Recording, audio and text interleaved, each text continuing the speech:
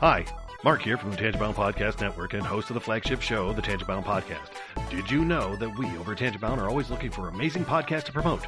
And did you also know that we are also proud nerds and geeks of everything from movies, music, gaming, TV shows, and comic books to wrestling, MMA, soccer, and football? Whatever you can nerd or geek out about, we've got it. And if you're interested, we can help you find it. And if you're a show looking for a place to call home, we've got you covered. Side effects may include upset stomach, dizziness, tumors, shakes, and in some rare cases, death from excessive laughter. Though to be fair, it's only sometimes. Other side effects may include diarrhea, gallstones, heart palpitations, and strong desire for cookies on the dark side. Talk to your doctor and visit TangiboundNetwork.com and see if Tangibound Network is right for you.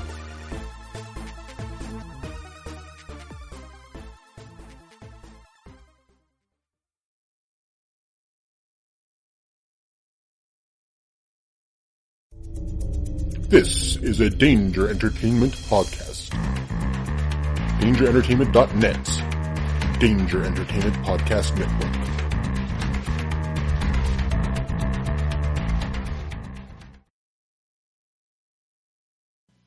We'll get you back to your regularly scheduled podcast in just a minute, but we wanted to introduce ourselves. I'm Jason. I'm Jeff. And I'm Blake on this highly produced advertisement. That's right. It's the History of Bad Ideas, a.k.a. Hobie.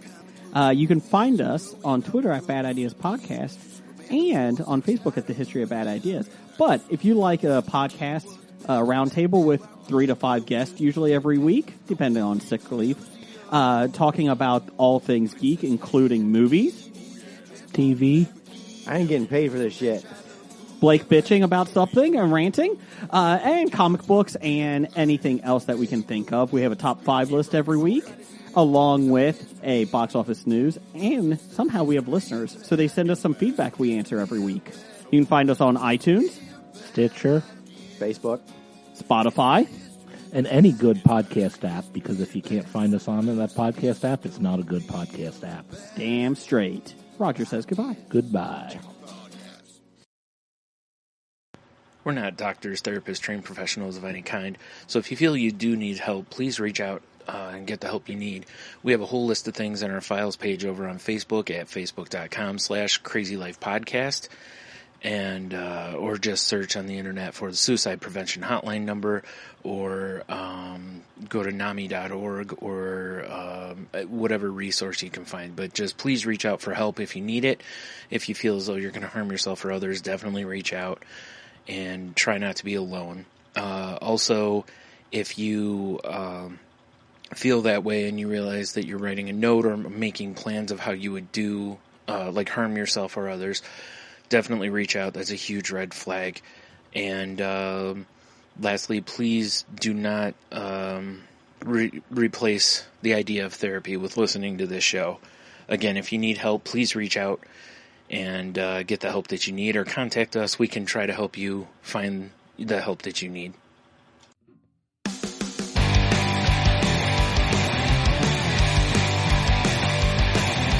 Life sucks to the last drop. Are you gonna blow your head off? Take good aim and don't forget to duck. Life sucks every Monday and all the way to Sunday. Wouldn't have it any other way. I don't care how you're doing, what's up or how's it hanging. I'd like to buy this world one last drink. Life sucks all of the time, stick it up your sunshine, and then you'll see the clouds every day. Then you'll see the clouds every day. Then you'll see the clouds every day.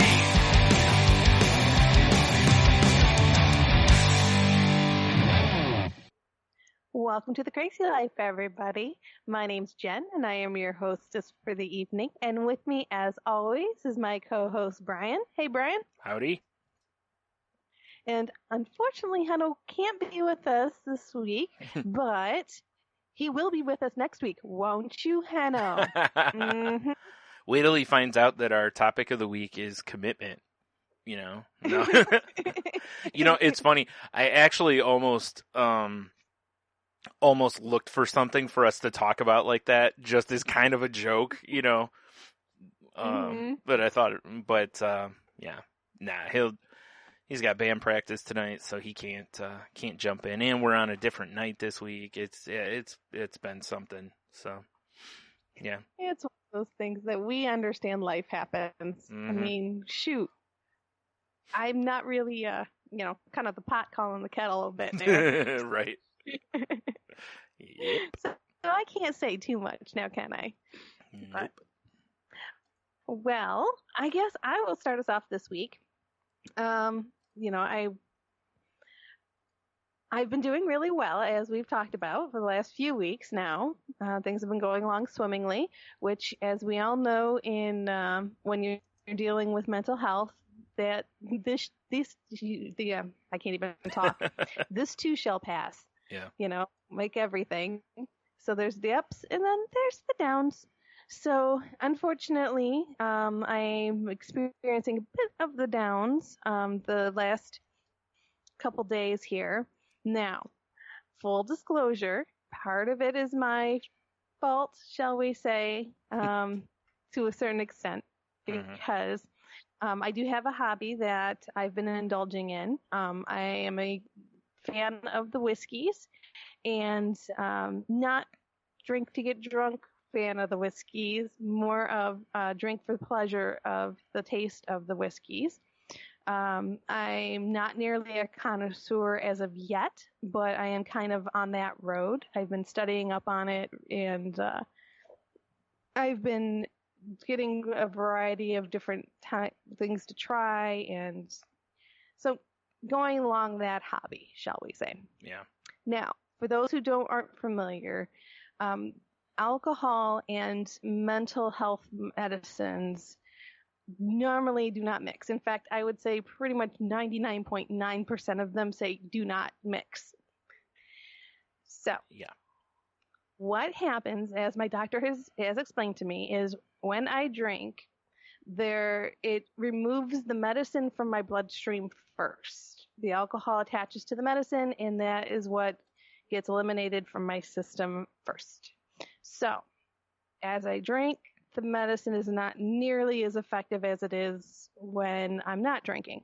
And then it takes me a little bit of time for the medicine to build up, because the medicines I'm on are a cumulative medicine versus an instantaneous type of medicine. So, that long explanation, so that's part of the reason why I'm feeling on the downside of things. You know, I also think it's just the boomerang effect that I've been doing well for quite a while now, and eventually it happens. I just go, my anxiety spikes up, my depression kind of sits in, and it sucks. I don't feel comfortable in my own skin, and in fact, it's almost, to kind of describe the feeling, it's almost like my skin crawls. Like I'm just not comfortable at all in anything that I do, anything I'm doing.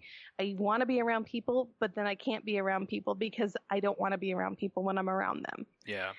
So I can't seem to get comfortable in any, when I'm alone, I want to be around people. When I'm around people, I want to be alone. I can't regulate, I guess is the best word for it. Yeah. So, I'm kind of sitting in that right now. And as we've talked about before, the only way to deal with it is to go through it. So that's what I'm doing. I'm making sure I'm keeping my medicine up. I have quit with the whiskey for the time being to kind of, until I get regulated again, until I get back to a good baseline. Yeah. And then moderation. Mm-hmm. So I'm taking those steps. And, it's interesting because a good friend of mine, I'm talking with quite a few different people, because I do try to be transparent. And when people ask me how I'm doing, I do try to give them honest answers. to the extent that I think they want to hear. And depending upon the relationship that I have with that person, I adjust the answers. Right. But one of the people that I speak with very frankly with, and he speaks pretty frankly back at me, he sent me this little bit of advice. It sounds like there's a lot going on that would make you feel uncertain or insecure. That uncertainty is going to be fueling your body's fight or flight response. Dump alcohol into the mix, and that amplifies the response. You need to find a more constructive outlet for your adrenaline/cortisol than trying to dampen the effects by drinking whiskey. But you know this already, right? And he's right. Mm-hmm. Everything he says there is true. But as we all know, we're all human. And as humans, we all have our, I guess, flaws and faults. And it's so tough for me because I fight with the desire to be normal, the desire to have normal things and do normal things. Mm-hmm. For everyday average people, this is not a big thing. Me sitting down and having a finger or two of whiskey a couple times a week shouldn't be a big deal. I shouldn't have to have long conversations about this. But yet, here we are. Yeah, right. And this is my reality. Yep. And yes, every iota of logic dictates just don't drink. Right. You take the medicine, just don't drink. Mm-hmm. This is not rocket science. This is not, and you could probably all be listening to this and yelling at me, don't be stupid. Right. If this is causing issues, don't do it. Mm-hmm. But it's that I really like the taste of it. I really want to be part of that community. Right. I really want to explore the art of making it and the different notes and the different things that go into making it and the craft behind it. So it's just a fascinating thing to me. Mm-hmm. And slowly becoming a passion of mine. And I hate to not be able to indulge in that passion because of my mental health illnesses, my bipolar. Right. So it's just a tough position I'm in, I guess. No, I understand that too, because it's no secret. I like beers and I like whiskey, and I've found that I've kind of got a limit that if it's one of those where it's like I can have about 2 beers and I'm fine. Mm-hmm. If I go past 2, especially if they're stronger ones, I run into I'm gonna have, I don't know how to word it. It's a hangover, but it's not like, most people say. It's more like an emotional hangover. Like I'm gonna feel weird the next day. Yeah. Because, like you were saying, because of the medicine situation. So most of the time when I go out now, I'll have 2. Sometimes I'll go a little further, but most of the time it's like I'll have 2. Whiskey, I notice, seems to, unfortunately, whiskey seems to make the difference more or quicker than beer does. It's probably because of just the strength of it. But it's like, I can't sit there and drink. I'm not going to be able to drink, 4 whiskeys in a night or something without knowing this is going to be, the next day is going to be a rough day because I'm going to feel irritated. I'm not going to feel right. Like everything's just going to feel off for a whole day, So it's one of those that it's like, it's same with you. It's like, I know in my head, it's like, I should just stop. But Mm-hmm. I like it, and I don't go stupid on it. You know what I mean? Like, I'm not sitting there drinking a bottle of whiskey or something. It's like, when I drink it, I don't do shots of it. I get a pour of it. I enjoy it. And, so, it's one of those where it's like, well, from time to time, if that's what I do, that's fine. As long as it's not becoming every night, or to excess. I've decided that I'm okay with that, and my doctor told me I can have a couple of drinks. I shouldn't, but I can basically, but he he doesn't recommend any more than 2. And he's right. Like having done the field work, 2 is a good place for me to stop. And that's usually where I'm at too. Is if I'm drinking, I'll have 2 drinks, and then I call it a day. Yeah. Or a couple fingers of a whiskey that I like, and just call it a night. Yeah. So I'm with you, and I do know that there's consequences to my actions. Yep. And I'm prepared for those consequences and stuff. So it's just in times like this, I just can't at all. As much as I wanted to have some whiskey tonight, I knew that no, I can't until I get myself stabilized again, and then I can do what I have been doing, and a couple here and a couple there. No biggie. Yeah. But I can only do that when I'm stabilized. Right. Is kind of the rules that I put out for myself. Yep. And I've done that too, where I've, kind of hit a point like that where I'm like, it's like I'm going through, actually this past winter, I talked on here quite a bit about how my seasonal depression was really kicking my butt. So I really dialed back, drinking, because first of all, I didn't want it to become a problem, but also it's like this seasonal depression is kicking my butt. So I need my medicine at full strength. I don't want to risk it because I know what lies on the other side, like if I just have, a couple of beers on a normal day, I'm probably fine.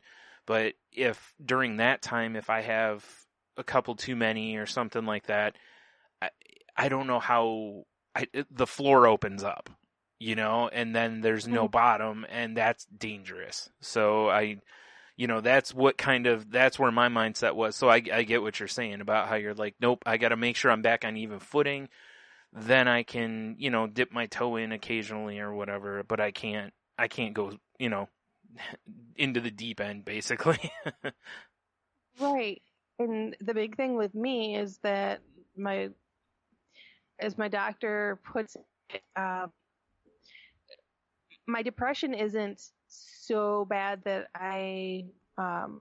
he is afraid of the dark part with me. Right. But it's the opposite. It's the manic.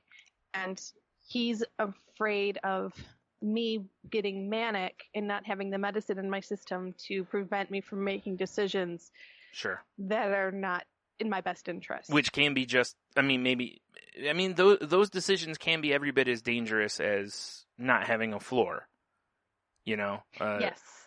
Most people wouldn't see it that way, but you could make a decision to do something dangerous that you wouldn't have done before, and Well, it's not just dangerous; it's the things that are outside of your character. Basically, picture there's decisions that people make in their lives that blow their lives up. Yeah. Such as let's be honest, cheating. Stuff. Things that normally you wouldn't do, but when you're manic, there is no filters. Yeah. And I mean very little to no filters. Everything seems like a good idea. Right. And things that you would never dream of doing when you're in the right mind, in logic is ruling your world. Right. Things that you wouldn't dream of doing. But when you're manic, that's when the really bad decisions come out. Yeah. The potential for really bad decisions. Right, there you go, yeah. It's the potential. Because hopefully you've designed your world to be surrounded by good people that will protect you from making bad decisions to the best of their ability. Yeah. So, and let me caveat this a little bit too. I'm not saying anyone who's manic is going to go out and like have sex with the world.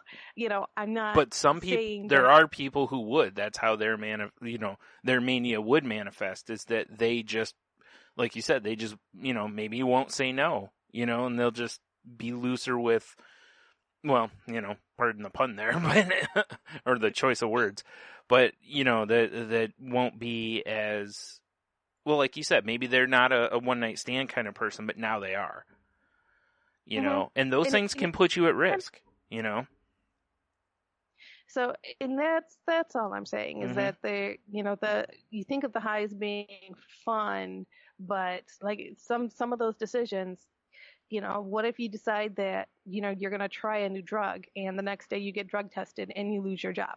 Yeah. Well, even then, I mean, and like I was saying before, it's like that's where it can be every bit as dangerous as depression, because you could go, this isn't that big a deal.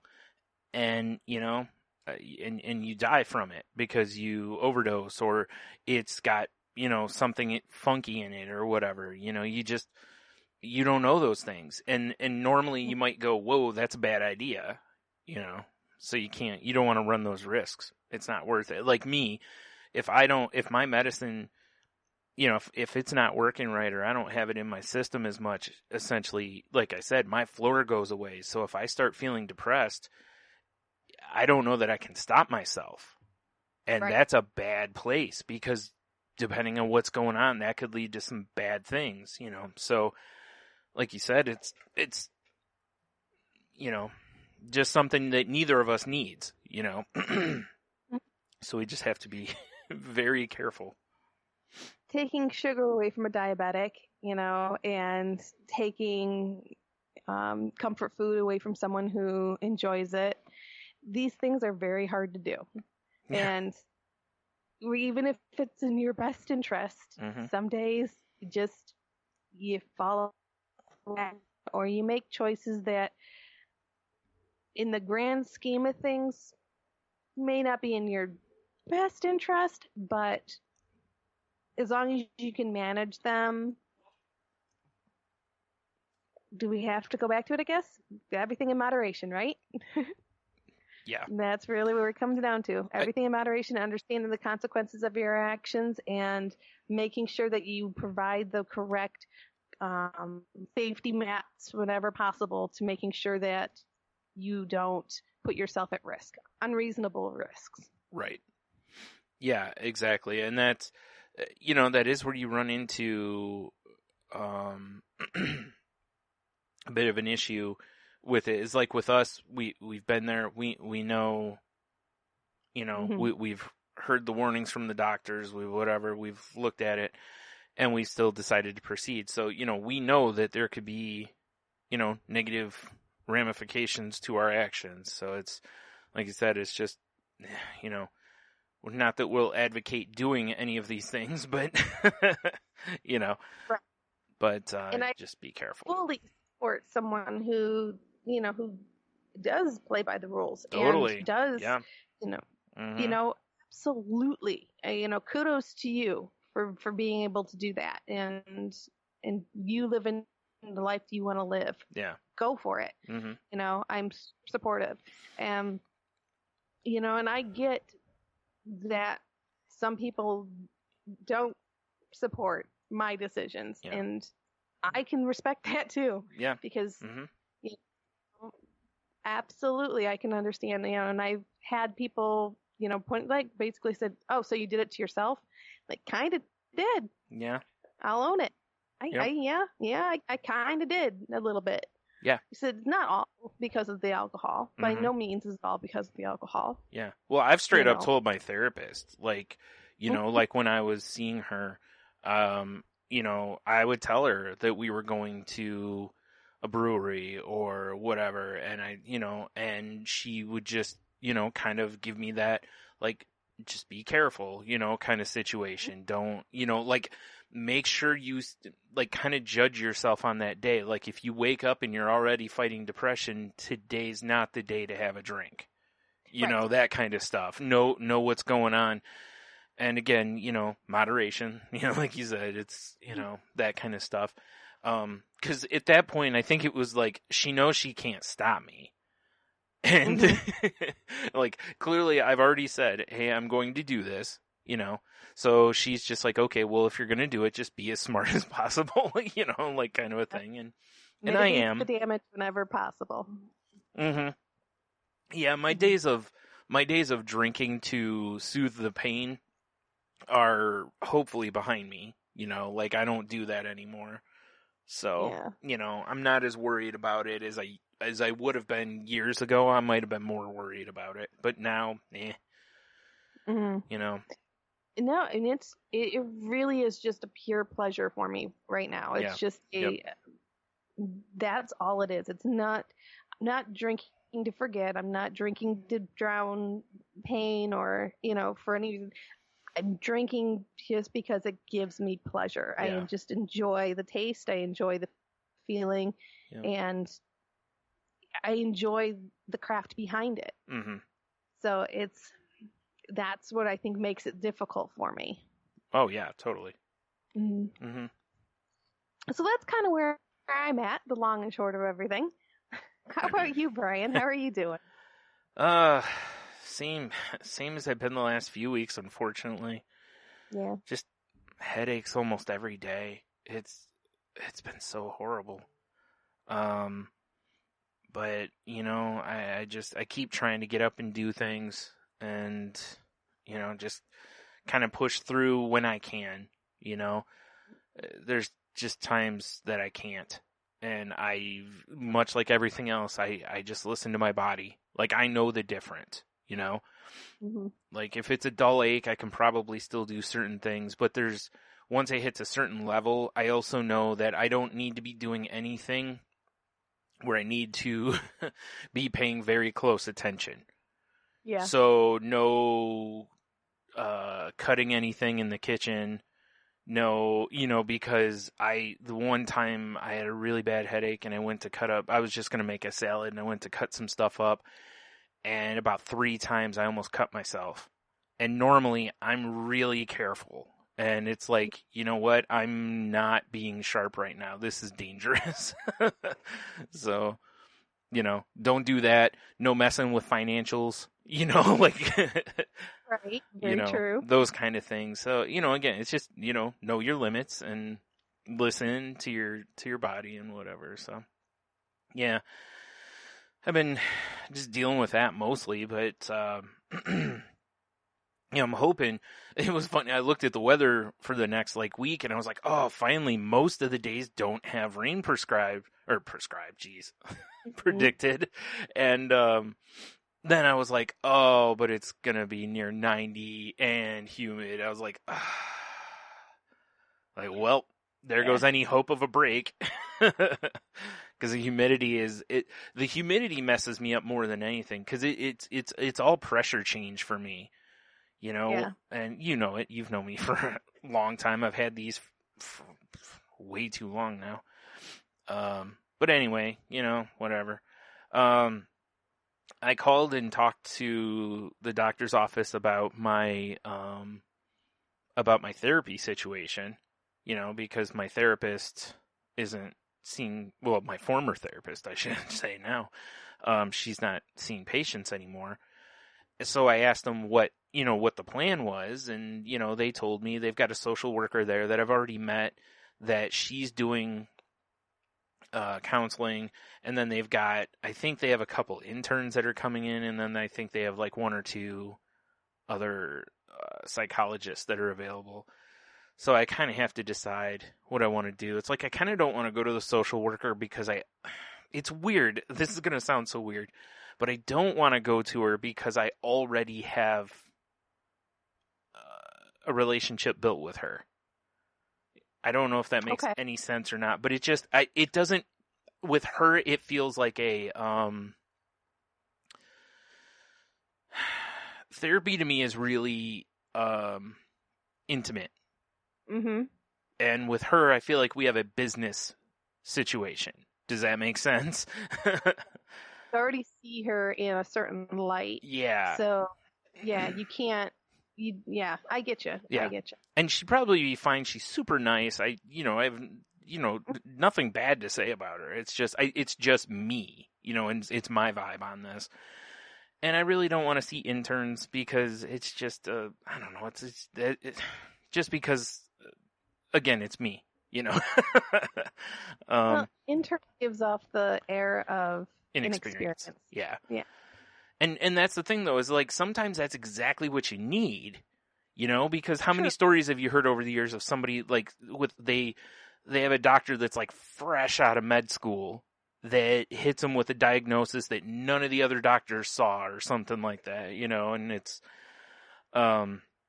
sometimes you need that fresh set of eyes, but I don't know.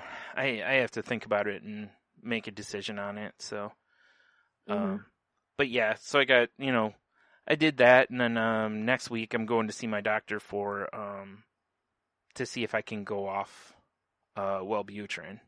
So, because I've felt fine dropping down. Like I felt totally fine. So I want to take it one more notch and see if there's a change. If it still feels the same way I feel now, then there's no sense in being on that medicine, Yeah. So we'll see. But that's next week. So, and actually that just reminded me, I have an appointment with my urologist tomorrow to get another shot. And I think I was supposed to have blood work done before I went in. Whoops. Not going to happen now. Shoot. Well, I'll just have to do it before next time. Because every 2 weeks, so it's not like it'll be months. But, yeah, it's weird though. I've been going through, I've been dealing with a lot of kind of, like worthlessness because of, just every day I'm waking up with a headache and I just try as much as I can to do stuff, but it's like I'm so limited by them that it makes you just feel like what's the point kind of a situation, and again, not that I'm feeling suicidal or any of those kind of things, it's just one of those where it's like, what kind of life is this? Like it sucks that every day I wake up and my head hurts so bad that I can't even open my eyes, so. Yeah. And yeah, I know I need to get my situation shored up with the neurologist and get back in there and see what can happen. I've been saying that, but I haven't been able to resolve it yet. So I will though at some point here soon, hopefully. Yeah, there's baby steps. Yeah. But yeah, I was trying to think if there's anything else I've really done. I haven't done a whole bunch because I just haven't, haven't felt like it, unfortunately. It stinks. We've had some really nice days too. Like, was it a few days ago? It was like 75 or 78, somewhere in that range. No humidity, a little breeze. And I went outside for 5 minutes and I was so miserable because everybody around here cut their grass. So I had to deal with my allergies. It was like, I can't win. I just, if it isn't one thing, it's, it's like if there's no pressure, then everyone's cutting their grass because, they're doing it while there's no rain because we've had so much rain, It's like, Exactly. But, oh well. The allergies are not so bad. I can live with those, Like I just have, dry eyes and, might sneeze a little bit or whatever. Like I can live with that all day long, Mm-hmm. Headaches are a different story, but that's not so bad. So, yeah, that's, I think that's about it for me. I can't really think of anything else. So. Well, you have the article again this week. Yeah. Yep, I sure do. Where is it? There it is. I have a lot of tabs open right now, and I lost it. Henno and I are both, we're notorious for having like 20 tabs open at one time in our browser. Because I keep finding stuff I want to read or something like that, so I'll just leave it open until I read it so I don't forget. And yeah, anyway. One thing leads to another. Yeah. 20 windows open at the same time. Yeah, which is not something that's good for your browser and all that stuff. It really tends to slow your computer down, blah, blah. Anyway, this is from mendthemind.ca, and it's called Top 11 Myths About Mental Illness. And this caught my eye. Like, I wanted to talk about this because of,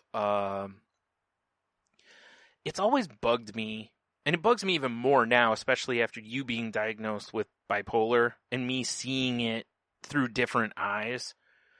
How constantly people are, bipolar, it means you get mad and then you're not mad the next time. And it's like, no, that isn't always how, yes, it can show that way, but that isn't always how it shows. Or, depression is, means sadness, Yeah. and for a lot of people, depression isn't sadness, it's apathy. And there's a huge difference in the two. And, just different stuff like that. And we've talked about using the, correct terms and stuff in the past and,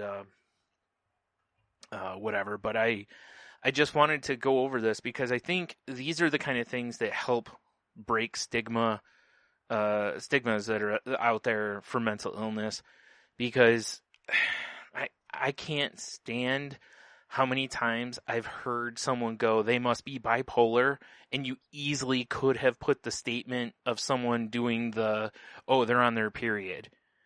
It's yes. In that same vein, and both of those irritate me to no end. I'm a guy and they irritate me, so I can't imagine.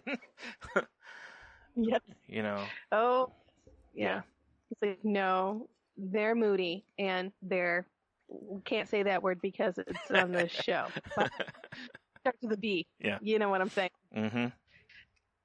That is not the same. Moody and being a bee is not the same as being bipolar. They can be, because you can be a moody bee and bipolar. Yeah, absolutely. Yeah, they're not mutually exclusive necessarily. Yeah. No, not at all. Or another one, of course, is the OCD thing, where everyone thinks OCD basically is just, having to turn a light on over and over again, or being super clean, or whatever. And those are things that can manifest, but it's actually, I can't remember what it is now. Dang it. I was going through, because I'm way behind on mental illness happy hour, and he had a psychologist on his show. He's had her on a couple times talking about OCD, and each time she talks about different manifestations of OCD.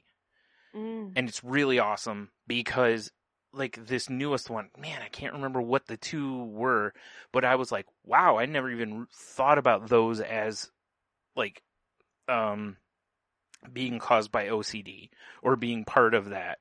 So, that's where learning about these diseases or illnesses, can help, because, like I said, I would have never thought about these things. I can't remember what they are, and I feel like an idiot, but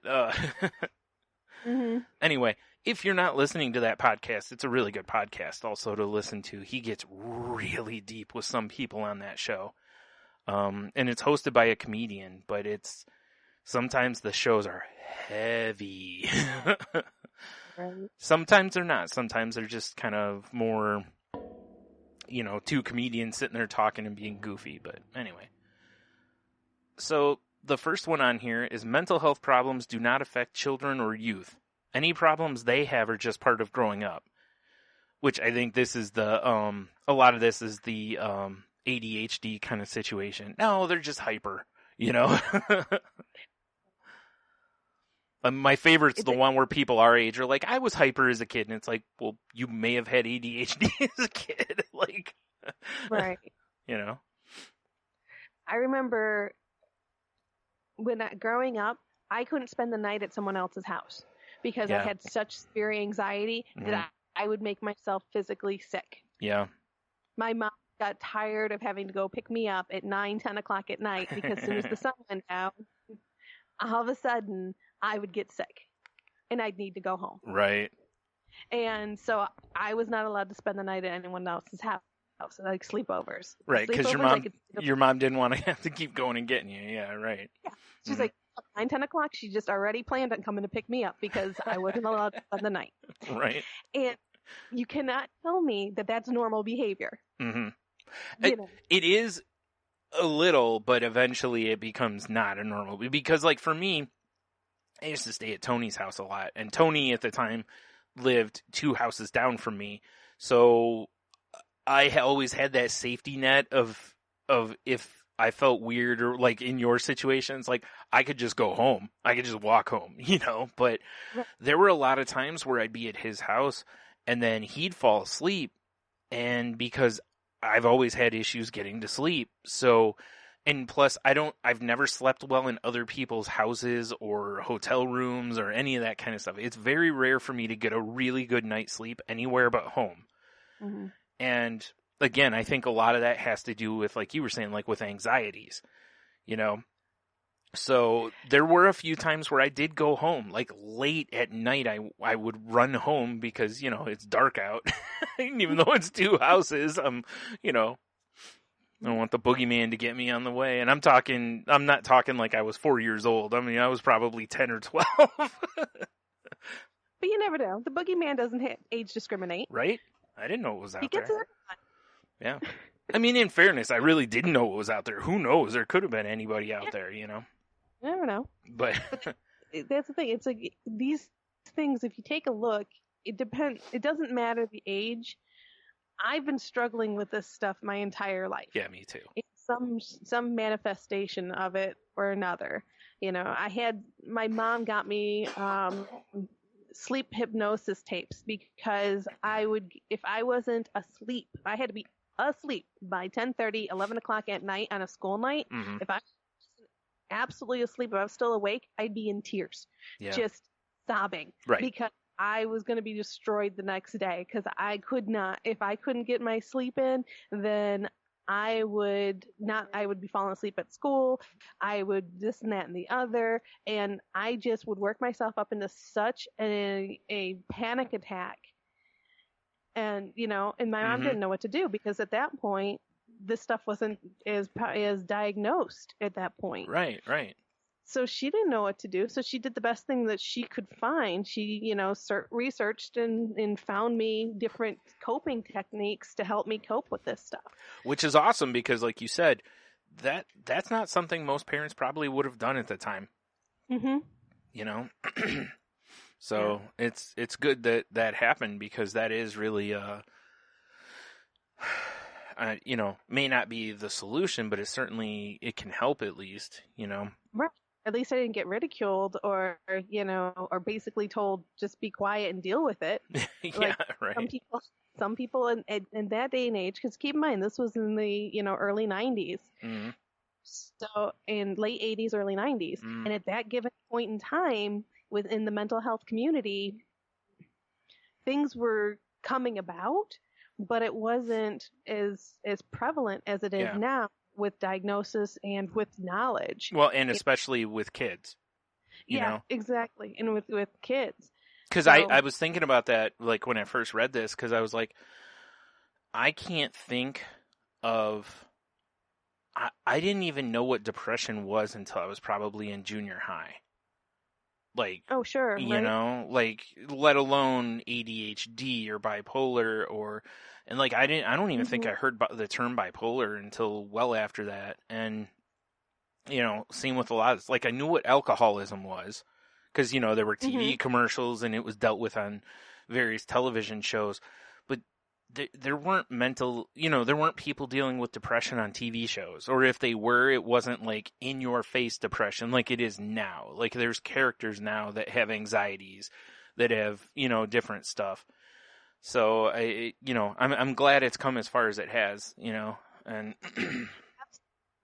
yeah. And that's interesting because when I shared my diagnosis with my family, and I shared it with my mom, and my mom at first was a bit resistant to it. And when I stopped and kind of pointed out things such as, you know, I couldn't sleep in my own bed or unless I was in my own bed. Yeah. I used to have panic attacks. I used to have anxiety attacks all the time. And all of these little oddities, these quirks that she just attributed to me being just a kid and just kind of quirky kid, you know, and I kept pointing out, I'm like, no, those are telltale signs. Yeah. Those are things that point to mental health issues that if a child presented with that today, you'd be taking them into a specialist and they'd probably be going on medicine. Mm-hmm. Or into It therapy just- or both. Yeah. Yeah, exactly. It's just at that time, It's just not how it that was dealt with then. Yeah. it wasn't handled that way. Yeah. So, And But yes. which actually leads us into the second one here, which is myth number 2. It is the parents' fault if children suffer from mental health problems. Reality, mental health disorders in children are caused by biology, environment, or a combination of both. They can be caused by genetics or biological factors such as a chemical imbalance or prenatal exposure to alcohol or drugs.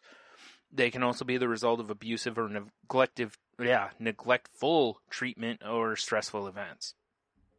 Mm. Yeah, and that's the thing is I think that was part of the reason why parents didn't address it somewhat in that time too, because you literally would be looked at as though you've done something to your kid. Like, right. I know there's a story my mom's told a bunch of times of when I was a little kid, I had convulsions and I had really high fevers. And the one time they took me into the hospital, and the hospital took my mom and dad aside and basically treated them like they had abused me.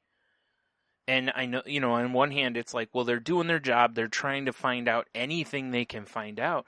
But like my mom and dad felt like they had done something wrong, in this scenario when they hadn't. It's just an unfortunate situation that, I had convulsions as a little kid, or as a baby, and same with this. Like when I go into therapy, like I was so relieved that it wasn't, there's the stigma of therapy too, that like when you go in that it's going to be, okay, tell me about your parents and everything's about your parents. And it wasn't.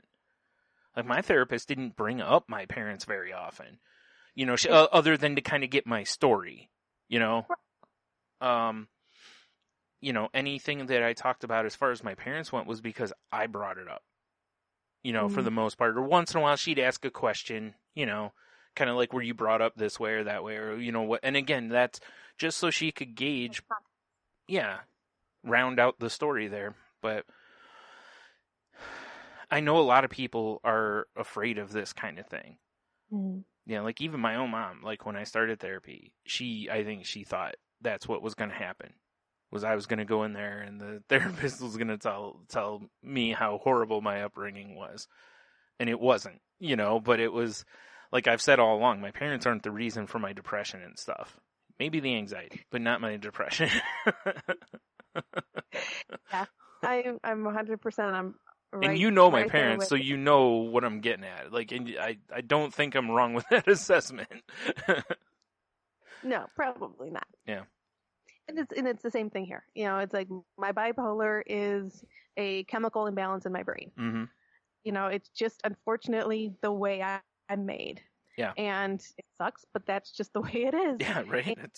And I had a fairly normal childhood and upbringing, and any therapy I've been through has always been focused on the current day. And if it touches on the past, it's only a matter of getting context of what's going on right now. Now, I will say, I do know there's different talk therapy strategies. One is like what you were talking about and what I've been through, which is we're talking about now moving forward. We're not, we'll bring things from the past when relevant, but we're not digging into that. Yeah, and then there's other types where they sit down and really unpack a lot of things, and I honestly didn't care about unpacking stuff as much as I was like, look, all I care about is just being better now, because honestly, I'm the type of person that it's like the stuff, I got bullied a lot as a kid, but if I could feel okay with my anxiety and self-esteem and whatever now, I wouldn't care about that anymore. I'd be over it.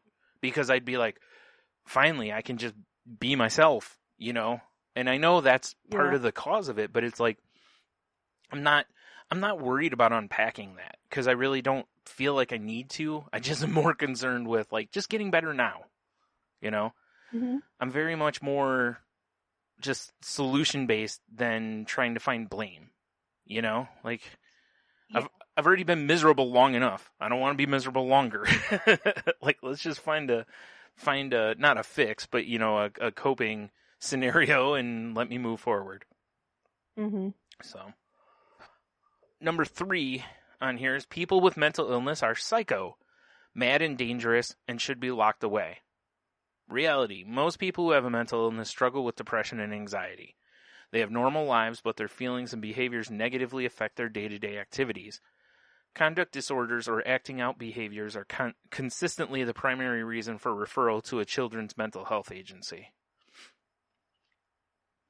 Yeah, I think, I don't know. I don't think most people look at people with mental illness this way, except for whenever the stupid-ass politicians or media, sorry for my French there, connect mental illness to, like, a school shooting, or and it's like, most of the people who've done these things don't have any sort of registered mental illness. Doesn't mean they didn't have it, but a lot of them don't have a registered mental illness. No record of it.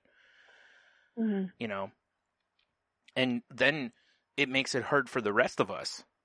Because it's like when you tell someone you're mentally ill, all of a sudden then now they're giving you side eye because they just heard on the news how somebody who suffered from depression did this or this, and it's like, like there's tons of people out there that have mental illnesses that aren't doing these vile things. So please quit doing that disservice to people. You're doing more harm than good, but with these things, it's just looking for a scapegoat is all that it is. So, and one of my favorite, in fact, my favorite author is Leo Buscaglia. Mm-hmm. And one thing that Leo talked a lot about, he was a professor, a public speaker, and an author. And he would talk about how the freedom in crazy. And this is how I've always kind of looked at things. Is he said, when people consider you crazy, you have the freedom to do just about anything that you want to do, of course, within reason. With him, an example he uses is dancing in the leaves. He loves running in the leaves, and he just would just run over and just dance in the leaves. And people would look at him and laugh and say, "That's crazy Leo, dancing in the leaves again, just doing his thing." Everybody else was sitting there bored out of their minds, but Leo was having the greatest time of his life because he's the crazy one. Right. And when he would tell that story, and I would stop and I'd think about it, and it always resonated with me because it's like,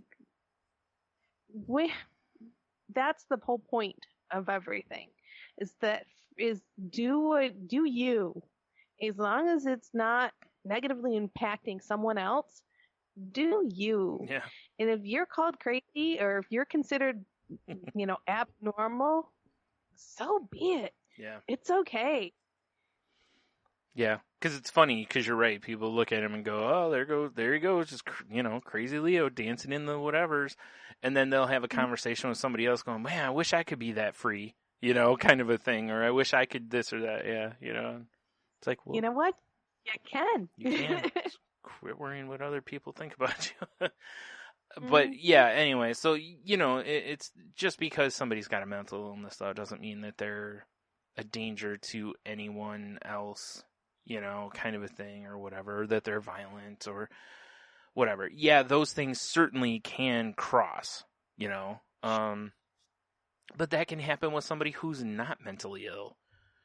That can just happen with other people, people who aren't mentally ill do a lot of bad things in the world every day, So, just treat them like anybody else. Myth number 4, all people with schizophrenia are violent. This is one that I heard more growing up. Was anytime somebody talked about somebody with schizophrenia, it was always stay away from them. Like they're dangerous, kind of a thing. And here, this is one I haven't heard in a while, but it gets combined with bipolar a lot. It does. You're right. Yeah.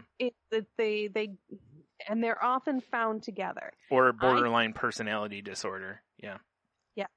And I thankfully have I don't have either one of those. I'm strict bipolar. Right. It's very grateful for that because schizophrenia and multiple personality disorders are very hard to live with and hard to deal with. Yeah, I imagine. Yeah. I can't even fathom going there, so I'm very thankful that I don't have to. But that was something that my doctor was very thorough on checking me for. Mm-hmm. And I have to be very careful of how I word things. Because one thing, call him the voice in my head, and I have to be very careful because he's like, whoa, wait a minute. Yeah. I'm like, oh, let me rephrase. He's like, are we talking thoughts? Yeah. Or are we talking actual voices? Right. And I'm like, no, they're thoughts. Yeah. It's still my voice Yeah. in my head. You're like, It's no, just the voice we like- all have in our head. Yeah. Not a It's crowd. Yeah. Yeah.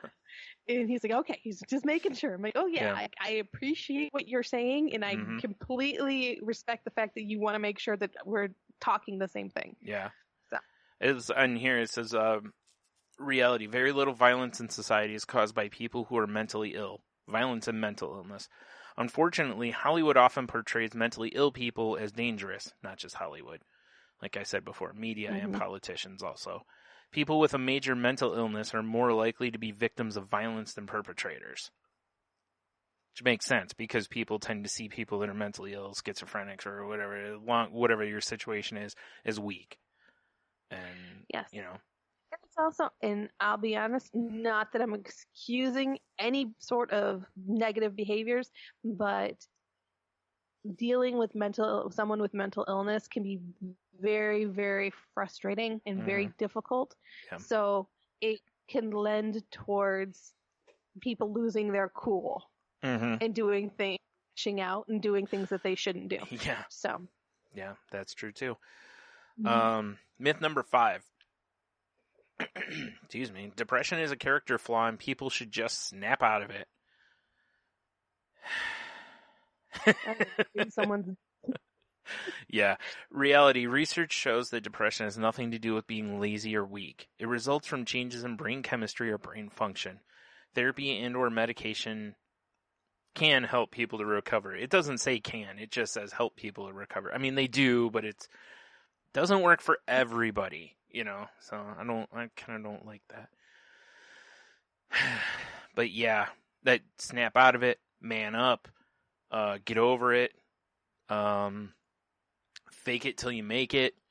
Trying to think what else I've been told. I mean, just smile, obviously.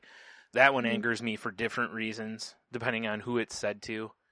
But any of those, it's all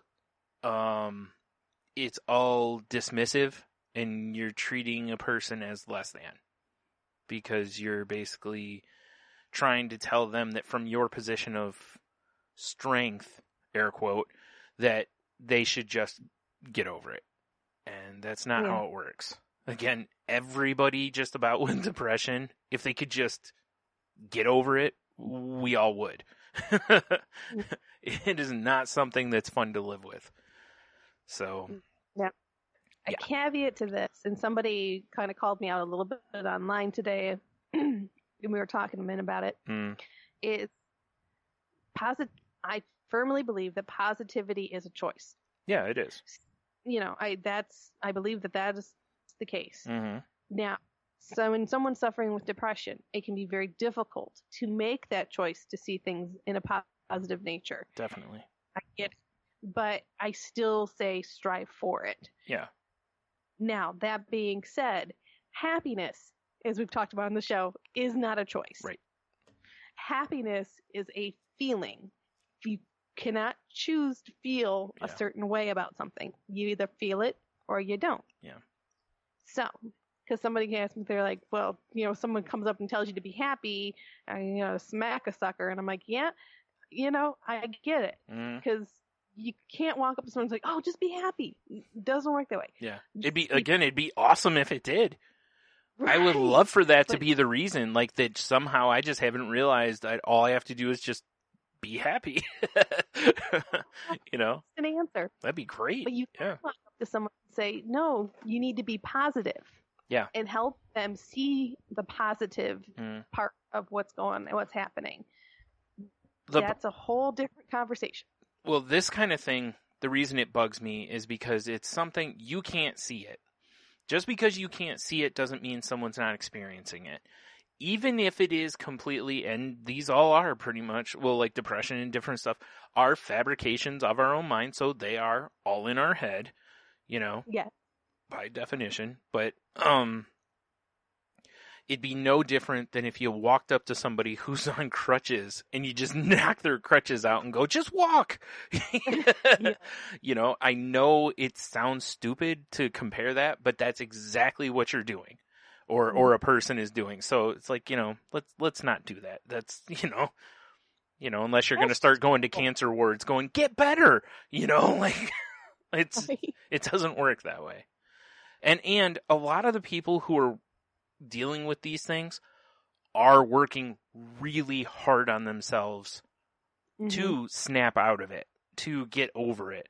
Again, if you don't believe me, go back and listen to our early episodes and come back and listen to this episode. And just listen to me. I sound way different from year one of this show till now. Absolutely. So, and that's because I've been really getting after it, trying to work on what's going on. Having said that, it's still kicking my butt. You know? So, you know, just again, you know, err on the side of kindness there. Don't be cruel. Yeah. Myth number 6, that is addiction is a lifestyle choice and shows a lack of willpower. I'll sigh for Heno here. Oh my goodness. Says reality, addictions involve complex factors including genetics, the environment, and sometimes other underlying psychiatric conditions such as depression.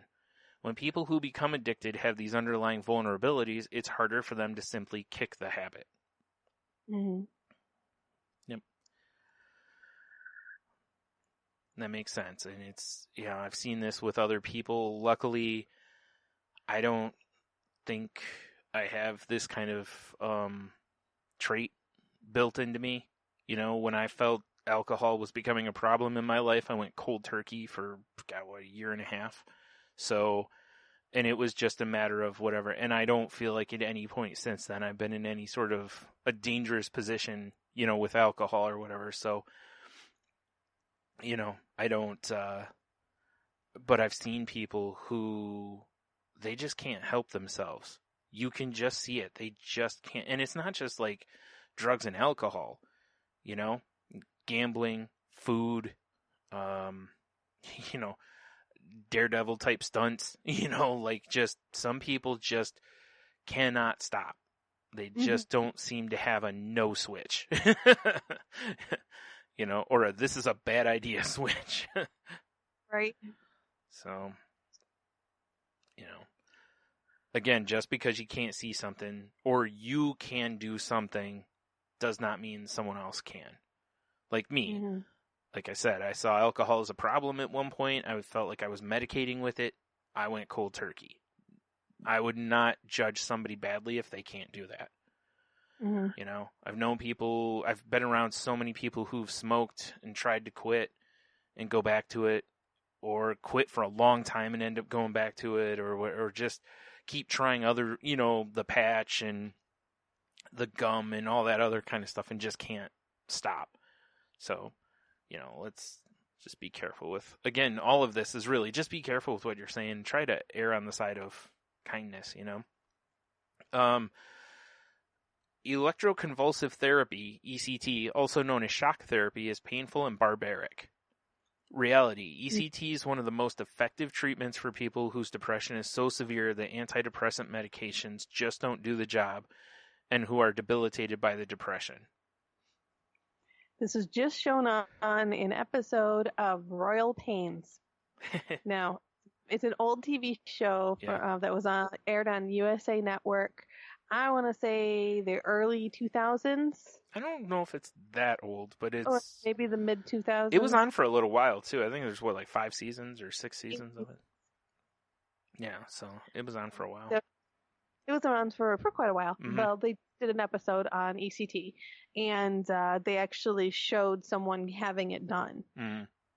and demonstrated what it is, and it's actually quite humane and very effective treatment from what I'm understanding. Yeah. Well, and again, the reason this exists is because the expectations we all have set for us come from movies and TV shows, generally, where they show, like, back when people were being experimented on because they were mentally ill, you know, and let me rephrase. They weren't experimented on. When people were being tortured because they're mentally ill. Right. There were a lot of sick people in charge of some of these things that did horrible things to people. But now there seems to be, I've read things off and on over the last year about how there's more thinking that very controlled bursts can really help some people because it interrupts the message or the cycle of depression, basically, that your brain's getting or sending. So, this isn't what it used to be. or what we've seen in TV shows where it's, horrible and they just put someone through, an hour of this or something like that. So. My TV lies to me? Yeah, once in a while. Myth number 8, people with a mental illness lack intelligence. Reality, intelligence... Whoa, what was that? Are you hearing that? Sure. Are you hearing these beeps? Some... Yes, I did. What is going on? Is somebody trying to call in? Like, I'm... I can see that on my end. I don't see anything, so I don't know. Like, I just keep hearing these sounds. I don't know what they're for. Alright, well, I don't see anything that shows anything, so... Alright. Where is it? Reality. Intelligence has nothing to do with mental illnesses or brain disorders. On one hand, many people with mental disorders are brilliant, creative, productive people. On the other hand, some people with mental disorders are not brilliant or creative. Certain mental illnesses may make it difficult for people to remember facts or get along with other people, making it seem like they are cognitively challenged. Overall, the level of intelligence among people with mental illness likely parallels the pattern seen in any healthy population.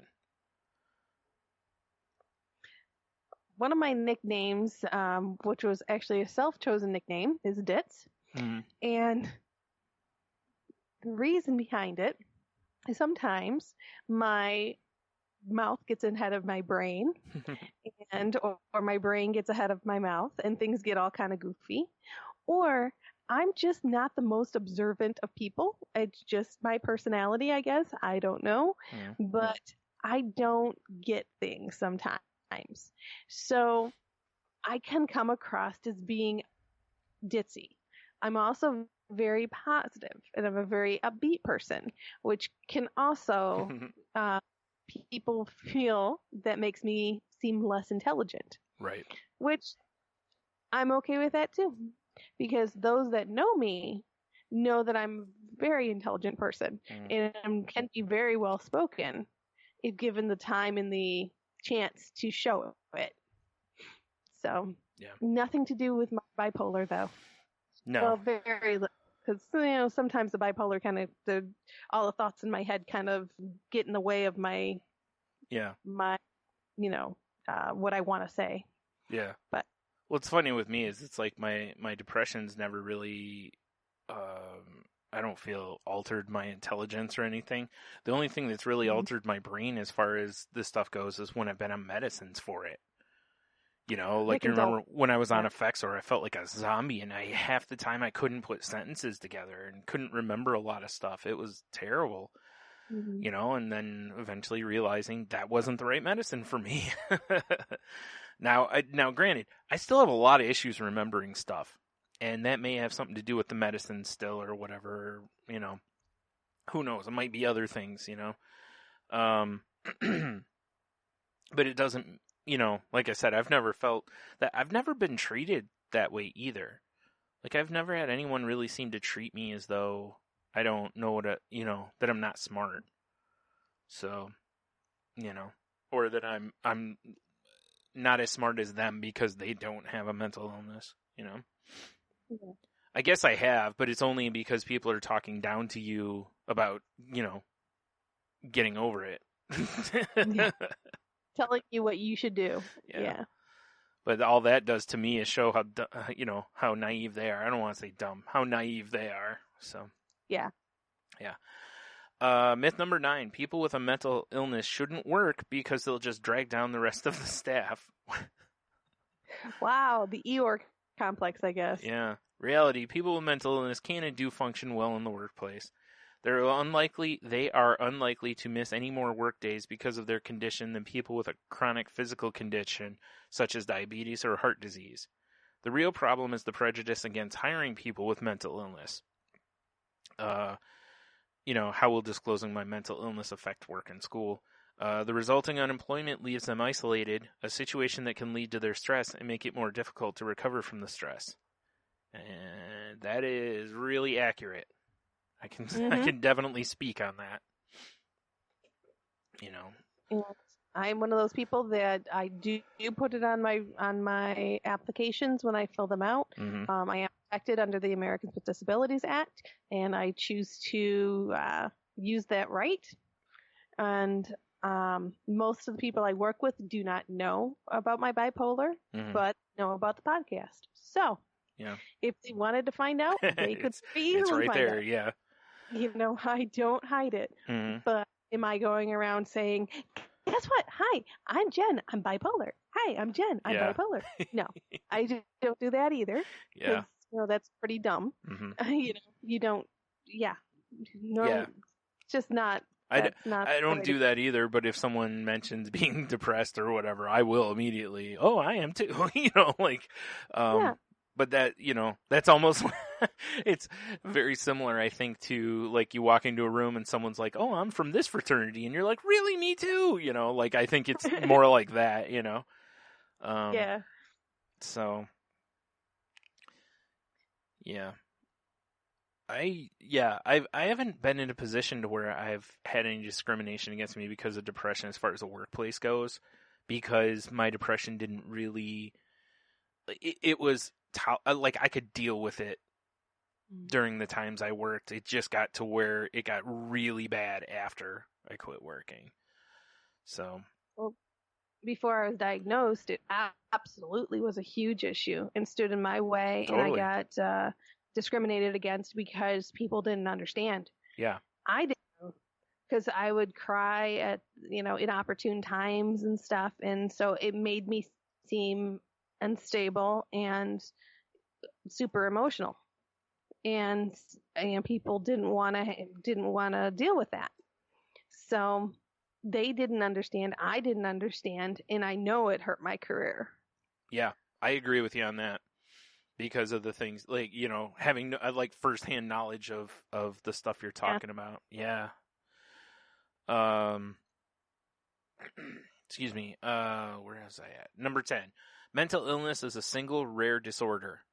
Reality. Anxiety disorders, mood disorders, personality disorders, addiction disorders, and impulse control disorders are all different categories of very different mental illnesses, each with its own features and underlying causes. Common mental illnesses.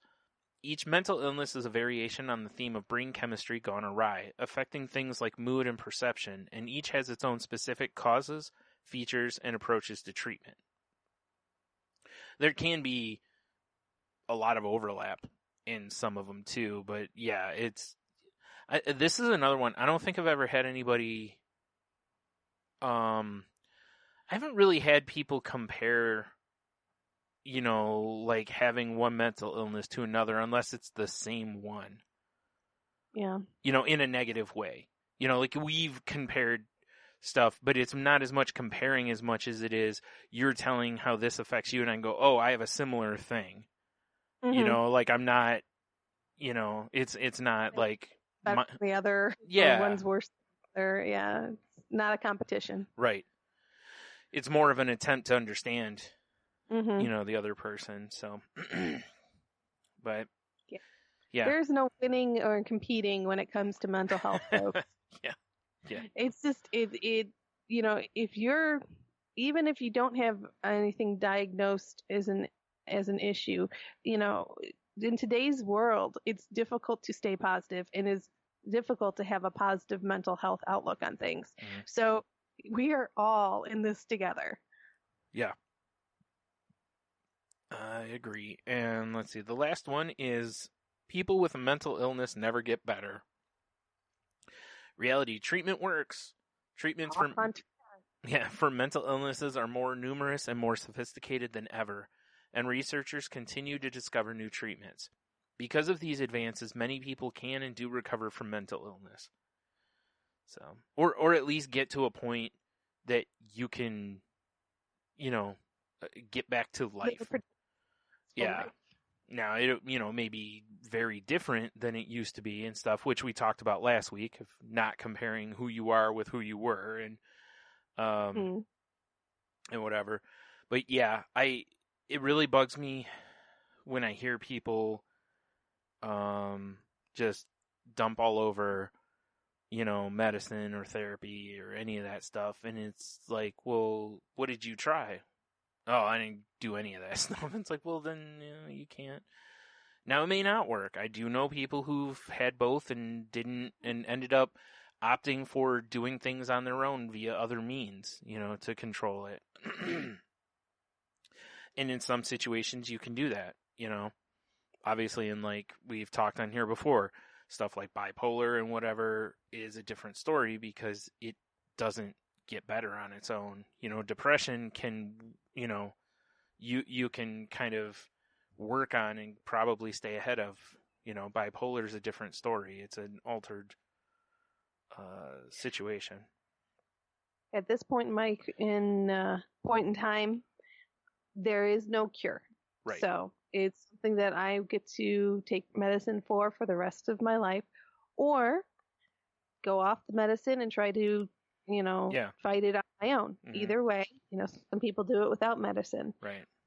But regardless, yeah, bipolar is with me for the long haul, at least at this time. Yeah. I do want to say I'm again, we're not doctors, but from the stuff that I have read, it's, it's not recommended with some of the mental health or mental illnesses that you stay off of medication or aren't on them. But again, that is your choice. But, just make sure you go, make sure you talk to the doctor. And also, if you do decide to do stuff on your own, still keep going to your doctor. Mm-hmm.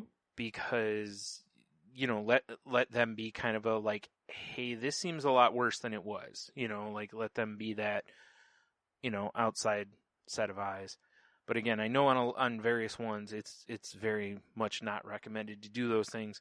But again, we're not doctors. Go talk to your doctor. So. Absolutely. Yep. So yeah, that's the last one. So. All right. Awesome. Well, I think that was a pretty good show. Mm-hmm. You all set? Yeah. Awesome. All right, folks. Well, you know what time it is. If you would like to continue the conversation with us, we would absolutely love to hear from you. Please reach out to us. You can reach us at the Crazy Life Podcast at outlook.com is our email address. The Crazy Life Podcast .weebly.com is our website. You can reach me on Twitter at Jen's Crazy Life. That's Jen with a G. You can reach Henno at Ida Henno on Twitters and Henno Heiter on the Facebooks. Mm-hmm. And what am I missing here? Your other podcast. Oh, my other podcast. If you want to hear more from me, you can hear me on shakethesheets.com is our website for it. And it's, there we go. Shakethesheets.com is our website. It's a pop culture talk podcast that I do with my co-host Nate. And if you want to hear more from Henno, because I know you've been missing him like we've been missing him, you can hear him on his other podcast, which is,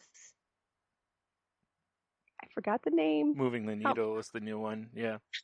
Moving the Needle. Yeah. I knew it. All right. Moving the Needle. Which can be found on Twitter at MTN Pod. There we go. And you, Brian, how can they reach you? You can find me on Twitter at Stunami. You can find my other show, Salty Language, which is me and my long time best friend talking about just kind of whatever happens in our lives and pop culture type stuff. You can find that show on Twitter at salty_language or at saltylanguage.com.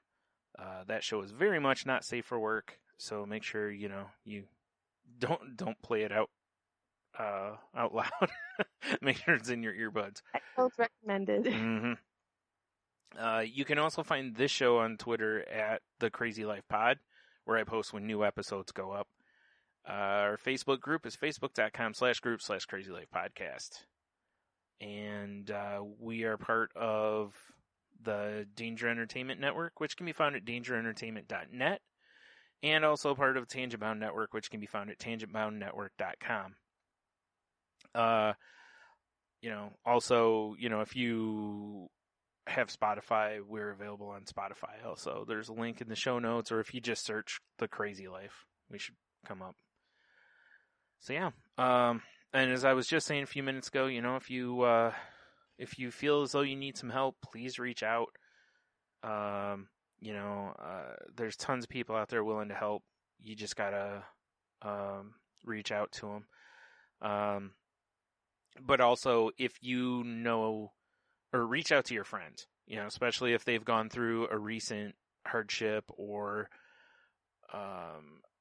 tough time or whatever. But even the ones that haven't, just reach out to them, tell them you love them, tell them, just touch base, make sure they're doing okay. And then, of course, lastly, let's just, try to put kindness out there. Like I said a few times while reading those points is, just err on the side of compassion when you can. Because, a lot of the people that end up hurting the feelings of someone with mental illness they're generally coming from a good place. They just don't know what to say and do. So, just like I said, if someone tells you they have this mental illness or whatever, just because you can't see it doesn't mean it's not real.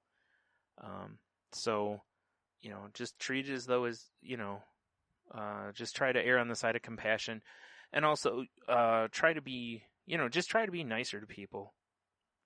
Just be nicer today than you were yesterday, that kind of thing. Or do one more thing than yesterday, hold the door for somebody, just whatever it is. And just keep in mind, folks, compassion's not a sign of weakness. Compassion's a sign of strength.